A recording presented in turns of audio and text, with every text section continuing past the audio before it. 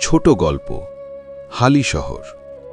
গল্পকার SM. Zakirul Alam মেহেদি। B block S ক্লাবের মোড়ে কৈশোর আর ভালোবাসা যখন মহানন্দে ছুটে চলে, তখন জীবনের প্রতিটি পড়ন্ত মুহূর্তেও অনুভূতির অনুরণন বাজে। তখন সময় কেবল সময় থাকে না, সে হয়ে ওঠে স্মৃতি।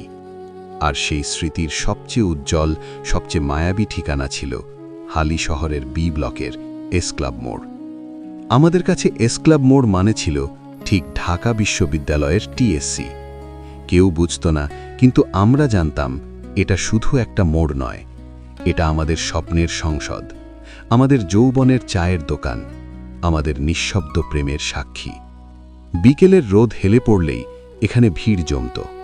কারো হাতে চা, কারো হাতে সিগারেট, কারো চোখে আবার অদ্ভুত এক স্বপ্ন যার কোনো নাম নেই। কথা শুরু হতো পড়াশুনো দিয়ে, শেষ হতো পৃথিবী বদলে দেওয়ার পরিকল্পনায়। মাঝখানে থাকত দুষ্টুমি, হাসি তামাশা, খুনসুটি আর অকারণ দীর্ঘ হাসি। কেউ প্রেমে পড়েছিল এখানে, কেউ প্রথমবার বুকের ভেতর কষ্টের ভার অনুভব করেছিল, কেউ বন্ধুর কাঁধে হাত রেখে বলেছিল, দোস্ত, জীবনটা অনেক বড়, আমরা পারব। এস ক্লাব মোড় জানে কে কাকে ভালোবেসেছিল কিন্তু বলতে পারেনি, কে কার জন্য রাত জেগে কবিতা লিখেছিল, কে আবার হেসে হেসে ভেতরে ভেতরে ভেঙে পড়েছিল। আজ সেই মোড়ে দাঁড়ালে আর আগের সেই আড্ডা নেই। চায়ের কাপ বদলে গেছে, মুখগুলো বদলে গেছে, সময় এগিয়ে গেছে নির্মমভাবে। কিন্তু তবুও চোখ বন্ধ করলেই শুনি সেই হাসির শব্দ, দেখি সেই চেনা মুখগুলো, অনুভব করি কৈশোরের উষ্ণতা।